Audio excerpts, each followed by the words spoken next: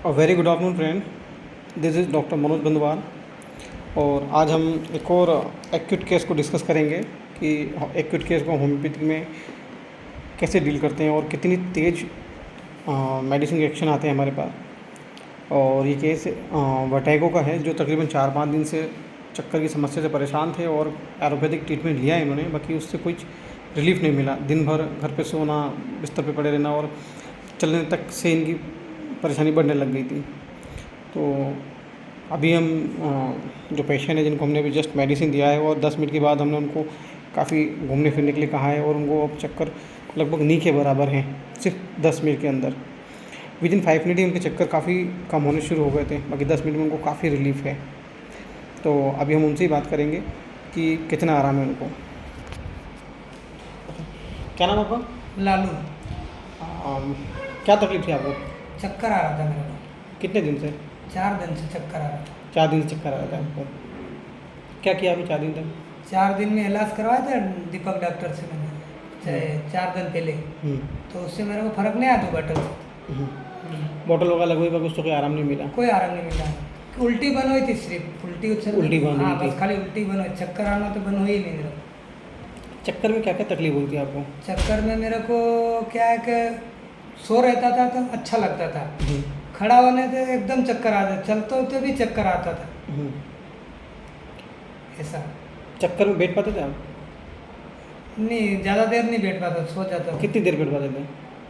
मतलब 5 मिनट बहुत ज़्यादा हो जाती थी, लेट जाता, वापस सो जाता। वापस लेट जाते थे? हाँ। मतलब बिस्तर से उठ ही नहीं पाते थे? हाँ, 4 दिन तक बस सो ही रहता, रात दिन हो गया, मतलब सो ही रहता था। हाँ, सोने से मेरे को ऐसा लगा कि मतलब अच्छा ही हो, मतलब कुछ नहीं हुआ है मेरे को, बस खड़े होने से चक्कर आता था। खड़े होने चक्कर आते हाँ, थे? ऐसे सोने से तो ऐसा लगे मैं कि मतलब अच्छा हूँ, बढ़िया, कुछ नहीं, रोटी वोटी खाता था, अच्छा बढ़िया सब कुछ। हाँ, पानी वानी सब कुछ, बस खड़े होने चक्कर आने की तकलीफ थी मेरे को, बस यही तकलीफ, चक्कर आती थी। जब चलते जब क्या लगता था? चलते तो चक्कर आती, आंखें बंद कर लेता, तो आंखें बंद करूँ थोड़ी देर तो थोड़ा अच्छा लगे, फिर नहीं तो गिर जाऊंगी तो ऐसा लगे। ऐसे दारू पी रहे कि ऐसे नहीं डमाडोल करे पूरे रोड पे, हाँ, ऐसा करता था मैं। ऐसा ऐसा चाल लगती थी आपको? हाँ, ऐसा लगता था। तो फिर यहाँ कैसे आए आप क्लिनिक से? अपने गाड़ी से लाया मैं। गाड़ी से? फिर रास्ते में चक्कर आए? नहीं, गाड़ी पे बिठा के लाएंगे, यहाँ छोड़ दिया मेरे को, मेरे गाँव अच्छा, में। आप दूसरे बिठा के लाए आपको? हाँ, मेरा गाँव आप चला के नहीं ला पाए? हाँ हाँ, मैं थोड़ी चला, मैं चला गिर नहीं जाता। अभी आप चला सकते हैं गाड़ी? अनुभव लग रहा, मैं चला दूँ ऐसा लग रहा मैं। अब गाड़ी चला लेंगे आप? और अभी दवाई पिलाने के बाद क्या लगा आपको आराम? दवाई पिलाने के बाद में मेरे को थोड़ा अच्छा लग रहा मेरे को, कि ऐसे गर्दन ऐसे करके घुमाता था नहीं, एकदम यूँ आगे देखता था, चक्कर आ जाता, फिर आँख थोड़ी देर बंद करता था, जब जाके अच्छा लगता। अब ऐसे ऐसे गर्दन घुमा रहा, ऐसे भी घुमा रहा, यूँ देख रहा तो अच्छा लग रहा मेरे को, कोई टेंशन नहीं ऐसा।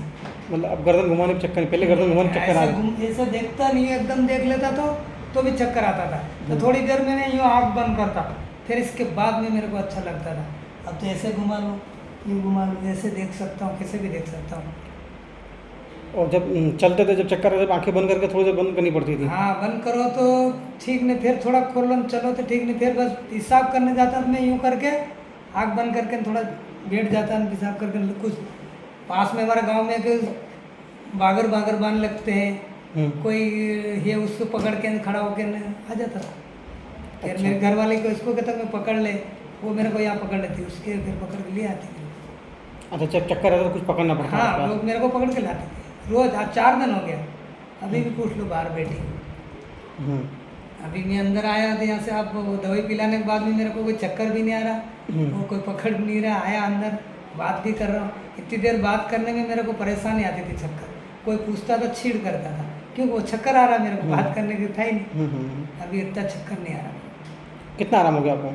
अभी 10-15 मिनट हुए दवाई पिलाई को मेरे हिसाब हाँ, 15 मिनट लगभग हो गया है ना?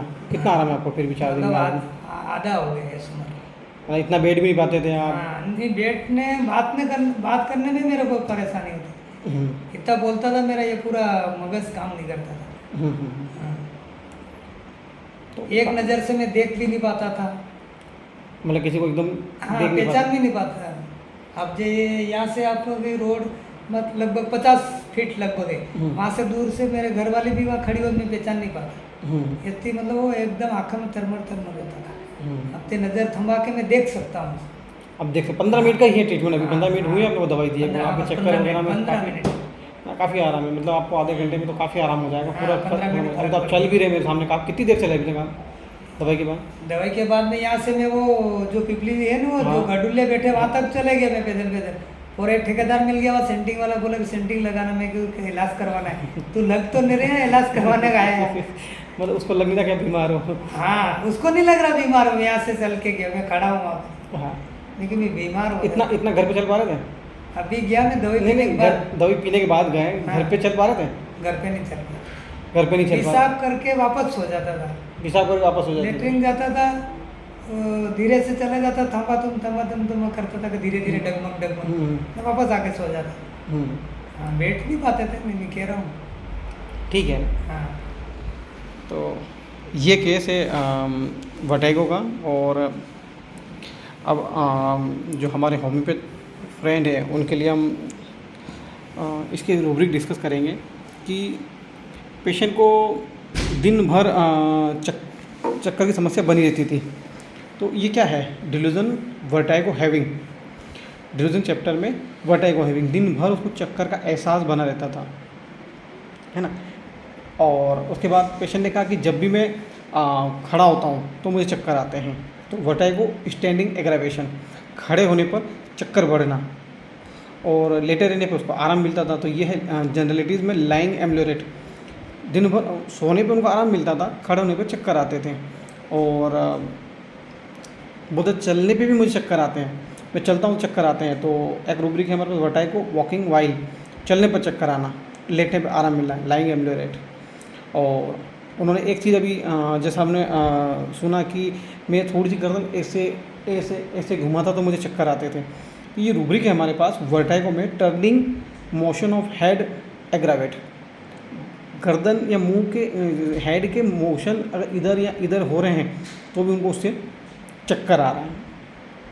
एक चीज़ इन्होंने इस केस में 3-4 बार बोली है, अगर हमारे होम्योपैथ फ्रेंड जो देख रहे होंगे, कि पेशेंट ने कहा कि डॉक्टर साहब मैं जब चलता हूँ तो चक्कर आते हैं तो मैं ऐसे आंखें बंद कर लेता हूँ, तो मैंने क्यों कि गिर ना जाऊँ मैं इस चक्कर में। तो ये रूब्रिक है हमारे पास, ये कई बार कंफ्यूज करता है हमारे बिगनर्स को। मसल्स विल माइंड में will loss of muscles refuse the obey, उसको ऐसा डर लगता है कि अगर वो आंखें बंद नहीं करेगा तो वो गिर जाएगा, तो वो उसके जो मसल्स है उसका कहना नहीं मानेगी, तो वो आंखें बंद करके कंसंट्रेट कर लेता है और चक्कर को कंट्रोल कर लेता है।